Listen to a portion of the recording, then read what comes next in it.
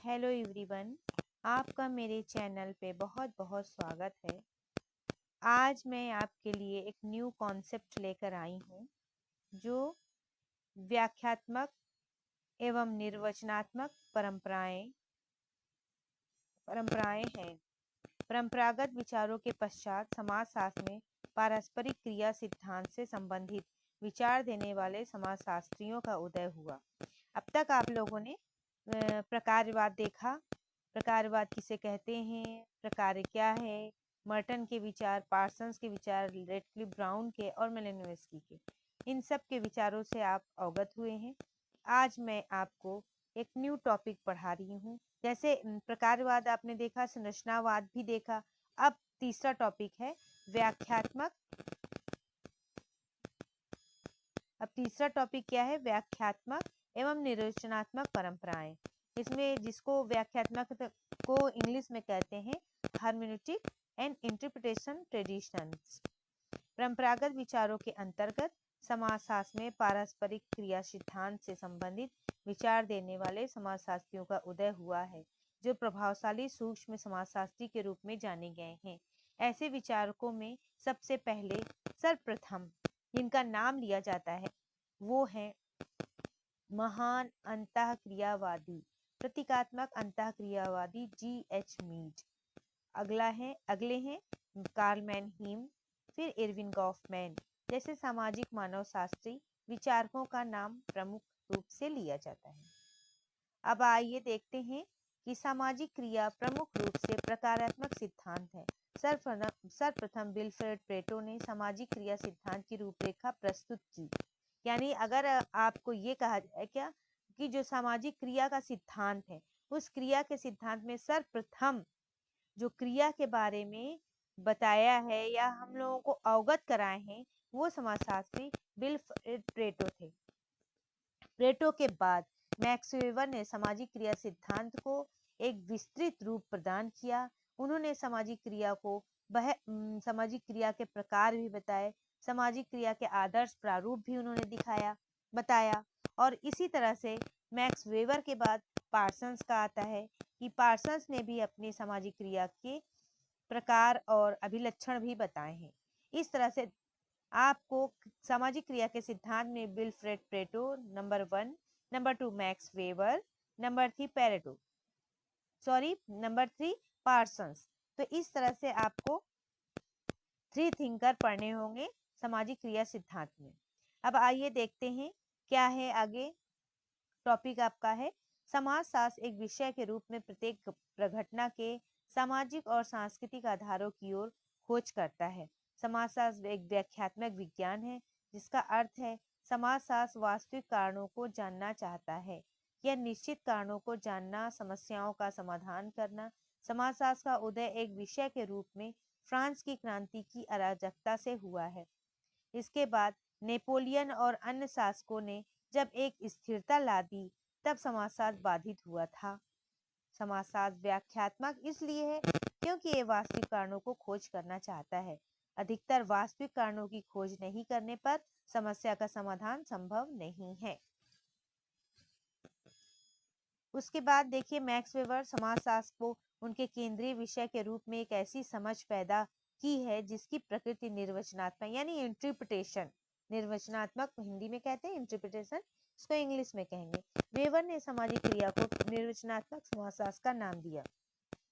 निर्वचनात्मक समझ कार्य कारण के साथ जोड़ी हुई है, यानी कार्य और कारण। उदाहरण के तौर पर निर्वचनात्मक समझ के बारे में आप कह सकते हैं कि जैसे कि मान लीजिए कोई रिक्शा वाला है और वो अचानक रोने लगता है, तो आप कहीं दूर से उसको देख रहे हैं या उसका अवलोकन कर रहे हैं, तो आप ये सोचेंगे अरे अरे बेचारा पता नहीं क्यों रो रहा है, अवश्य ही दुख होगा, इसको दुख होगा तभी ये रो रहा है। लेकिन जब आप उससे पूछेंगे पास जाकर, अरे भाई क्या हुआ, तुम क्यों रो रहे हो, तो वो बताता है कि अरे साहब, आज मेरा बेटा IAS में प्रथम स्थान प्राप्त किया है, वो IAS अधिकारी बन गया है। इस खुशी में मैं रो रहा हूँ क्योंकि मैं जीवन भर उसको रिक्शा चलाकर किसी तरह से उसका भरण पोषण, फीस सब कुछ देता था। आज वो मेरा बेटा समाज में नाम पैदा कर दिया है, इसलिए ये खुशी के मेरे आंसू हैं। ये एक निर्वचनात्मक समझ है जो व्यक्ति के द्वारा खुद अंतर्निहित क्रियाओं के द्वारा अनुभव किया जाता है। इसी को समाजशास्त्र में मैक्स वेबर ने इंटरप्रिटेशन कहा है, यानी निर्वचनात्मक समझ कहा है, जिसको इंग्लिश में वेरेस्टेहन भी कहते हैं। वेबर ने सामाजिक क्रिया को निर्वचनात्मक समाजशास्त्र का नाम भी दिया है। निर्वचनात्मक समझ कार्य और कारण के साथ जुड़ी हुई है। कार्य भी होता है और उसमें कारण भी देखा जाता है। वेबर ने तर्क दिया है कि मनुष्य की सामाजिक क्रिया को केवल प्राकृतिक विज्ञान की विधि द्वारा नहीं जाना जा सकता, बल्कि प्राकृतिक घटनाओं का विश्लेषण करके बाह्य संबंधों द्वारा भी किया जा सकता है।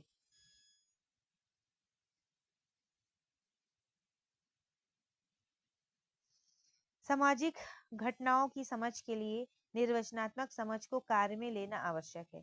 इस प्रकार व्याख्यात्मक और निर्वचनात्मक परंपराओं के संदर्भ में मैक्स वेबर के अतिरिक्त कई प्रसिद्ध समाजशास्त्रियों ने अपना विशेष योगदान प्रदान किया है। ऐसे प्रमुख शास्त्री में नंबर 1 आते हैं G.H. मीड, जो बहुत महान समाजशास्त्री हैं, जिन्होंने अंतःक्रियात्मक संबंध को दर्शाने के लिए प्रतीकात्मक अंतःक्रियावाद के मुख्य मुख्य जनक के रूप में जाने जाते हैं।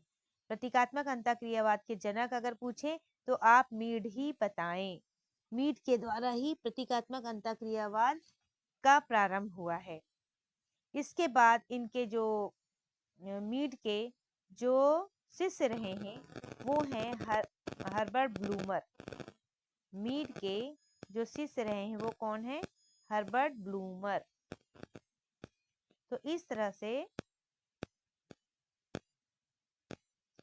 देखिए, लिखती हूँ मैं, ब्लूमर।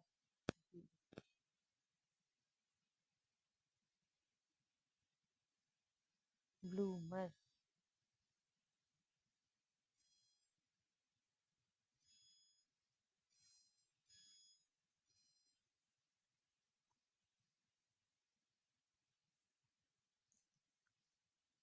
चलिए आप लिख लीजिएगा ब्लूमर। मेरा थोड़ा पेन काम नहीं कर रहा है। आप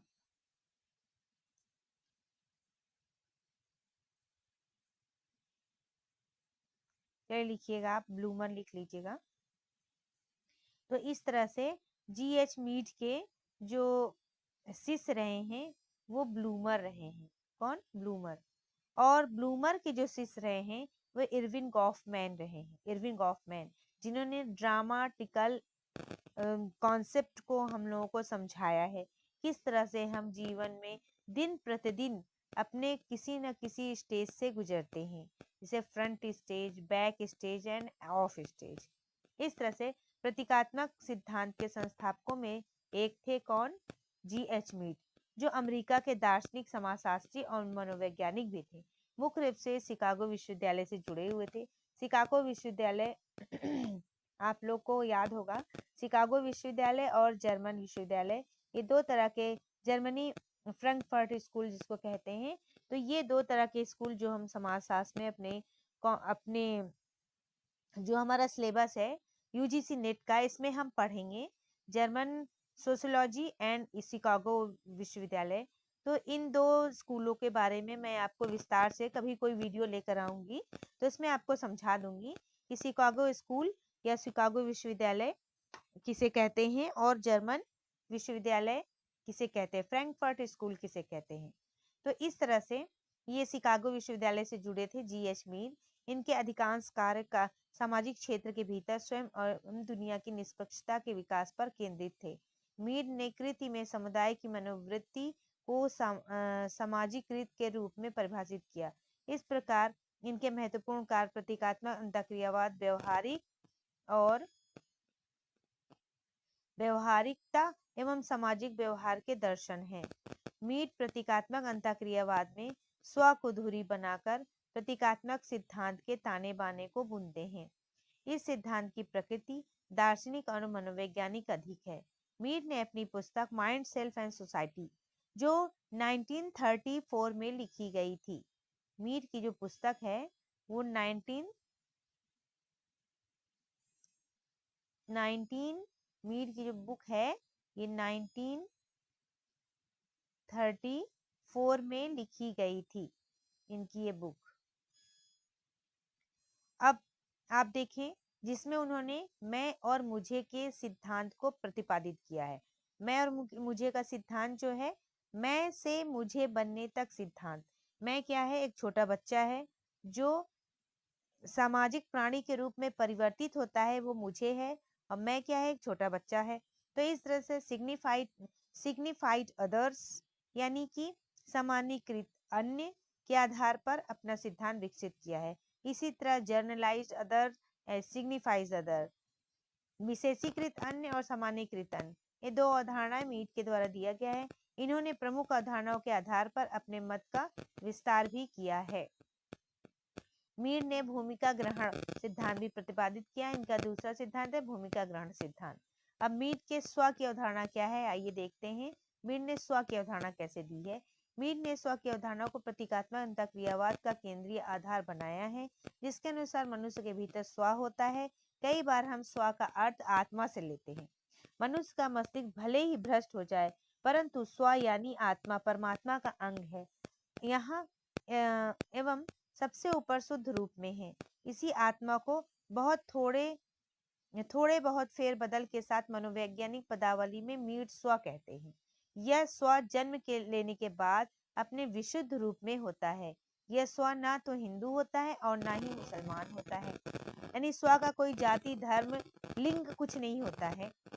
अब आइए देखें, यह स्व जन्म लेने के बाद विशुद्ध रूप से होता है। स्व ना तो हिंदू होता है ना मुसलमान, सहज प्रवृत्ति और आवेश से भरा होता है। मीड ने स्व की अवधारणा में मनुष्य का स्व बराबर सृजनात्मक और क्रियाशील होता है। बाहर की चीजें स्व के पास पहुंचती हैं जब स्व और समाज के मूल्यों और मानकों भूमिकाओं आदि में अंतःक्रिया होती है। दोनों में आदान प्रदान होता है। स्व मूल्य मानक आदि का निर्वाचन करता है और इस प्रकार या तो समाज के इन मानकों मूल्यों आदि को अस्वीकार करता है या आंशिक रूप से स्वीकार करता है। अतः स्व और समाज के मूल्यों मानकों और भूमिका परिस्थिति दोनों के बीच बराबर अंतःक्रिया चलती रहती है। मीड के अनुसार सामाजिक अंतःक्रिया व पारस्परिक प्रभाव, जिसमें मनुष्य अंतः उत्तेजना और प्रक्रिया द्वारा एक दूसरे पर डालते हैं, यानी अपना प्रभाव एक दूसरे पर डालते हैं। अब स्व की अवस्था क्या है? स्व की पहली अवस्था है मैं, और यह मैं सावयव का विशुद्ध रूप है। स्व तो मनमाने ढंग से अपनी क्रियाएं करता है, जैसे नवजात शिशु। स्व की दूसरी अवस्था मेरा और मुझे है। इस स्व में स्व दूसरे से सीखता है और दूसरों की वस्तुओं मानकों मूल्यों भूमिकाओं आदि को मेरी बना लेता है। इस अवस्था में दूसरों की अभिवृत्तियां और मनोभाव स्व के अपने हो जाते हैं।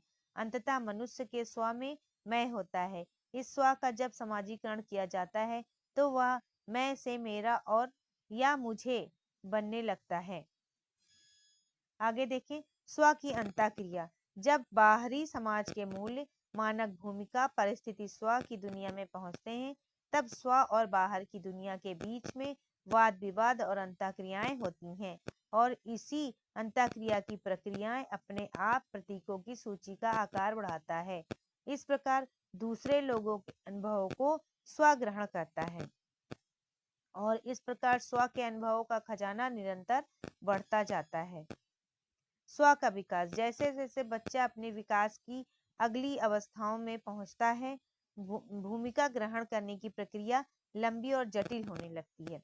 प्रतीकों की सूची भी बड़ी हो जाती है। आगे चलकर व्यक्ति जिस समाज का सदस्य होता है, उसके मानक मूल्य भूमिकाएं परिस्थितियों को अपनाने लगता है। जैसे कि मान लीजिए अगला कोई बांग्लादेश का है या पाकिस्तान का है, तो अलग अलग देशों के जो मानक मूल्य और भूमिकाएं होती हैं, तो बच्चे उसी भूमिकाओं परिस्थिति को अपनाने लगता है और उसमें सीखने लगता है। स्व के विकास की यह कहानी वस्तुतः मीड के प्रतीकात्मक अंतःक्रियावाद का मूल आधार है। मीड के अनुसार समाज और व्यक्ति एक दूसरे के लिए अपरिहार्य हैं और सामाजिक संदर्भ में ही मानव बन सकता है। यानी कोई भी व्यक्ति मानव तभी बन सकता है जो सामाजिक संदर्भ में आए, यानी समाज के संपर्क में आने पे ही वो मानव बन सकता है। उल्लेखनीय है कि मीड में आत्मा के कार्यों का उल्लेख किया गया है। आत्मा विकास के 3 स्तर बताए हैं मीड ने।